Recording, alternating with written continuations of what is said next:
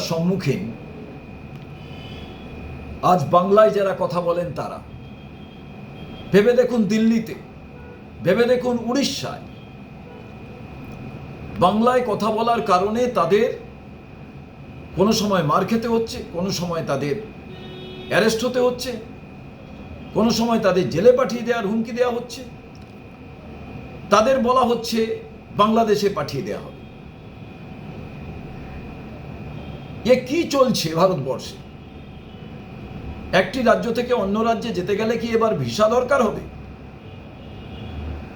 আমরা তো বুঝতে পারছি না।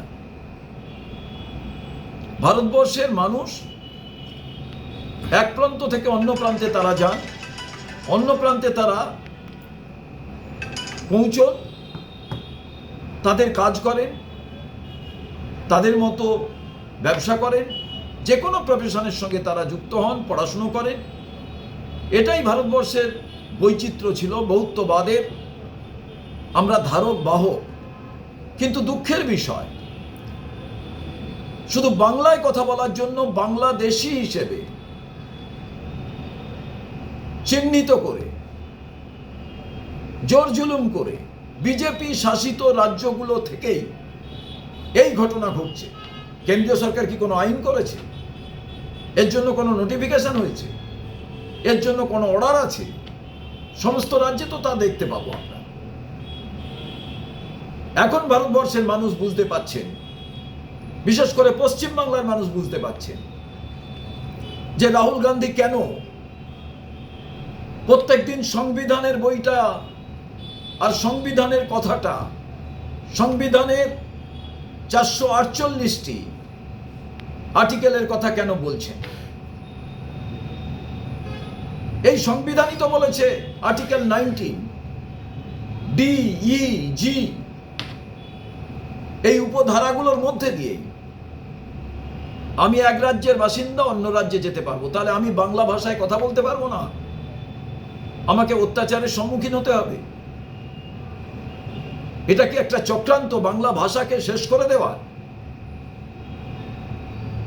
এটা কি অন্য কোনো ভাষাকে চাপিয়ে দেওয়ার একটা ষড়যন্ত্র? আমরা তো বুঝতে পারছি না। ভারতবর্ষের যে কোনো রাজ্যে যে কোনো ভাষায় কথা বলবেন, যে কোনো রাজ্যের মানুষ সেই রাজ্যে যাবেন। এটাই তো আমাদের ভারতবর্ষের ঐতিহ্য।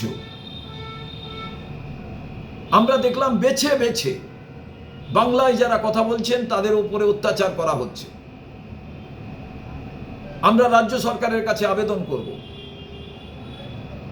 সর্বদলীয় প্রতিনিধি দল নিয়ে কেন্দ্রীয় সরকারের সঙ্গে দেখা করুন এবং রাজ্যপাল মহাশয় তার কাছে অভিযোগ জানান, রাষ্ট্রপতির সঙ্গে কথা বলুন। হচ্ছেটা কি দেশে?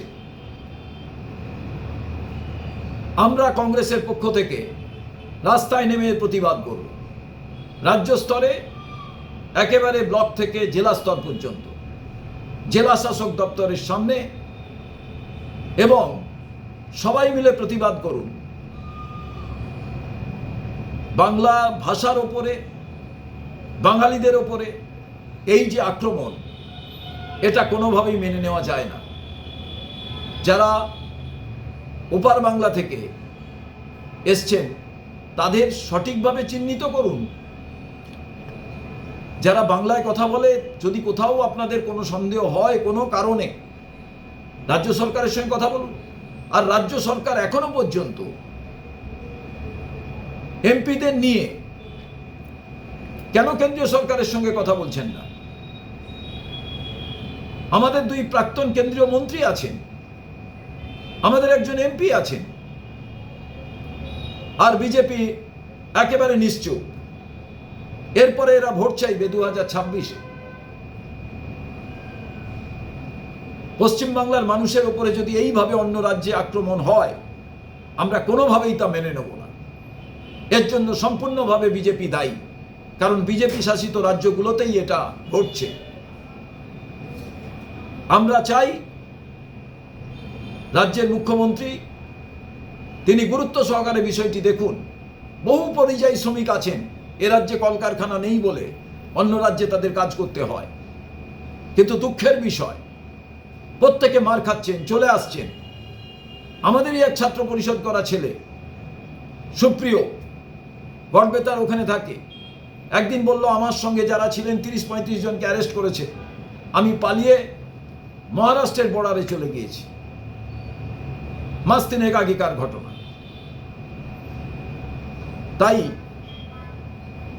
আমার আবেদন রাজ্য সরকারের কাছে, রাজ্যপালের কাছে এবং কেন্দ্রীয় সরকার বিষয়টি গুরুত্ব সহকারে দেখুন, নচেত কিন্তু গৃহযুদ্ধের পর্যায়ে চলে যাচ্ছে। এবং রাজ্য সরকার যদি সঠিকভাবে গুরুত্ব সহকারে সর্বদলীয় মিটিং ডেকে সিদ্ধান্ত গ্রহণ না করে, বিজেপি চাইছে সব এজেন্সি ফেল, নির্বাচন কমিশনকে সামনে রেখে এরা গৃহযুদ্ধ বাঁধাতে চাইছে, তার বিরুদ্ধে সবাইকে কিন্তু রুখে দাঁড়াতে হবে।